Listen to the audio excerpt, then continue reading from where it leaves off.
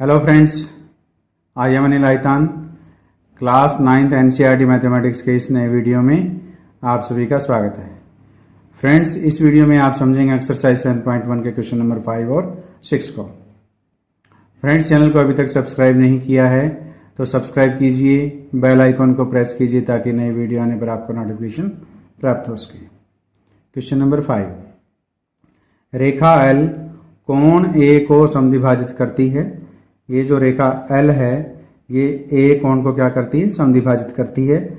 समद्विभाजित करती है तो यह कोण क्या हो गया? इस कोण के बराबर हो गया। और B रेखा L पर स्थित कोई बिंदु है। ये B जो है रेखा L पर एक बिंदु है। BP और BQ कोण A की भुजाओं पर B से डाले गए लंब हैं। BP और BQ ये क्या है? ये कोण ए की भुजाएं हैं। तो BP और BQ जो हैं क्यों कोण ए की भुजाओं पर डाले गए लंब हैं। दर्शाइए कि ट्रायंगल APB सर्वांग सम है ट्रायंगल AQB के। और दूसरे भाग में हमने दर्शाना है कि BP बराबर BQ है। जो BP है वो BQ के बराबर हमें सिद्ध करना है, अर्थात बिंदु B कोण की भुजाओं से समदूरस्थ है। यानी जो बिंदु B की जो दूरी है Q से और P से क्या है? समान है। सॉल्यूशन ऑफ क्वेश्चन नंबर 5 दिया है कोण A की रेखा L समद्विभाजक है। रेखा L है वो कोण A की क्या है? समद्विभाजक है।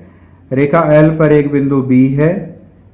कोण A की भुजाओं पर B से BP और BQ लंब हैं।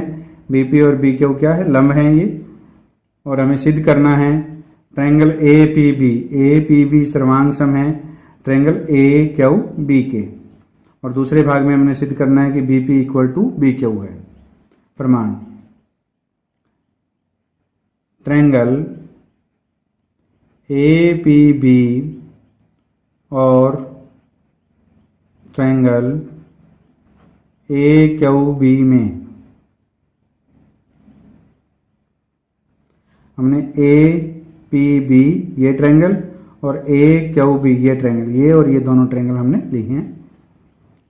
एंगल APB ये जो एंगल है बराबर है एंगल AQB के। AQB के इस एंगल के ये एंगल बराबर है। क्यों? क्योंकि BP और BQ क्या है? लंब है। तो ये कितने डिग्री के हैं? 90 डिग्री के हैं। प्रत्येक 90 डिग्री, प्रत्येक 90 डिग्री। एंगल BAP ये जो एंगल है वो बराबर है एंगल BAQ के। इस एंगल के बराबर है BAQ। क्यों बराबर है?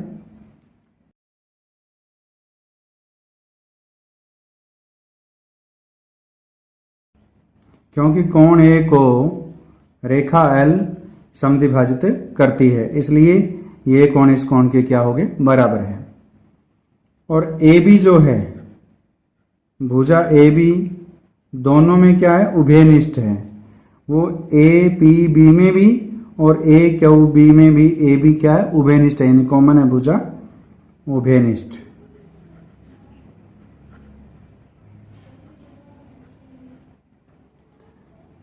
तो इस प्रकार ट्रायंगल APB सर्वांग सम है ट्रायंगल AQB के।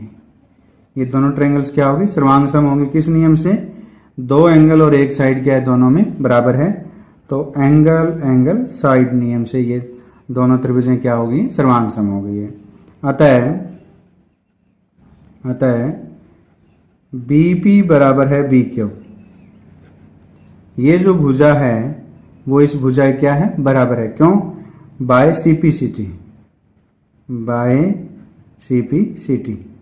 CPCT क्या मीन है? Corresponding part of congruent triangles are equal. यानी सर्वांग सम त्रिभुजों में संगत भाग क्या होते हैं? बराबर होते हैं, समान होते हैं। इसलिए BP बराबर किसके हो गया? BQ के। यही हमने सिद्ध करना था। क्वेश्चन नंबर 5 का स्क्रीनशॉट ले सकते हैं आप। क्वेश्चन नंबर 6, आकृति में ये एक आकृति दी गई है, AC इक्वल टू AE, वो AE के क्या है, इक्वल है, ये भुजा इसके इक्वल है, और AB equal to AD, AB जो भुजा है वो AD के इक्वल है, और एंगल BAD ये जो एंगल है वो इक्वल है एंगल EAC के, इस एंगल क्या है, इक्वल है। दर्शाइए कि BC इक्वल टू DE, ये जो BC भुजा है वो DE की क्या है, इक्वल है, ये हमें दर्शाना है, यानी सिद्ध करना है। दिया है आकृति में, जो क्वेश्चन में दिया है वो हमने लिखना है। AC is equal to AE है, AB इक्वल टू AD है, और angle BAD equal to angle EAC है। सिद्ध करना है BC इक्वल टू DE, तो BC भुजा जो है वो DE के इक्वल हमें सिद्ध करना है। यह जो क्वेश्चन है परीक्षा की दृष्टि से बहुत ही इंपॉर्टेंट क्वेश्चन है। प्रमाण angle BAD equal to angle EAC, ये क्या दिया है। एंगल BAD एंगल EAC के, ये क्या है, दिया है। एंगल जो DAC ये जो एंगल है, ये एंगल क्या कर देते हैं, दोनों में जोड़ देते हैं। एंगल DAC को दोनों और जोड़ने पर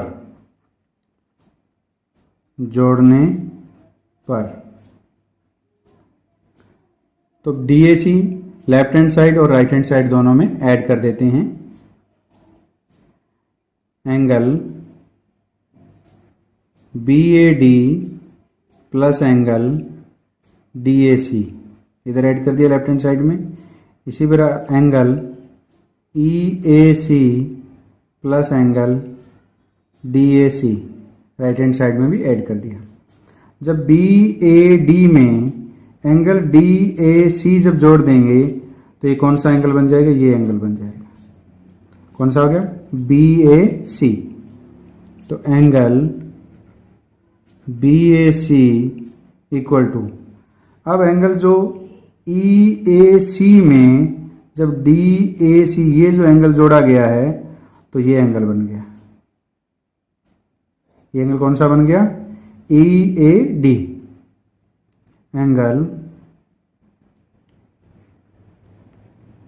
EAD ये नंबर 1 हो गया। यानी अब ये जो एंगल है BAC एंगल EAD के क्या है, इक्वल है। अब त्रिभुज BAC और त्रिभुज DAE में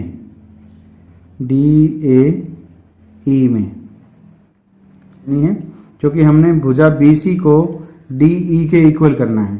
तो भुजा BC के ऊपर जो ट्रायंगल बन रही है वो कौन सी बन रही है, BAC, और DE जो है इस पे ट्रायंगल कौन सी बन रही है, DAE ट्रायंगल बन रही है। इसलिए ये दोनों ट्रायंगल हम ले लेते हैं। BA इक्वल टू DA है। ये जो भुजा BA है वो DA के क्या है, इक्वल है। वो दिया हुआ है हमारे को, क्या है, दिया है। AB इक्वल टू AD है, इसको हमने BA इक्वल टू DA लिख दिया, एक ही बात है। और angle BAC equal to angle EAD।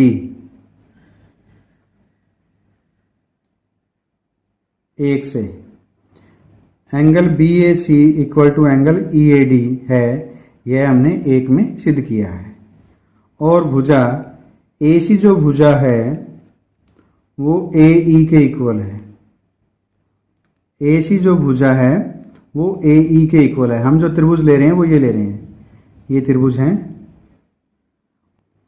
A C equal to A C is equal to A E क्या है, दिया है।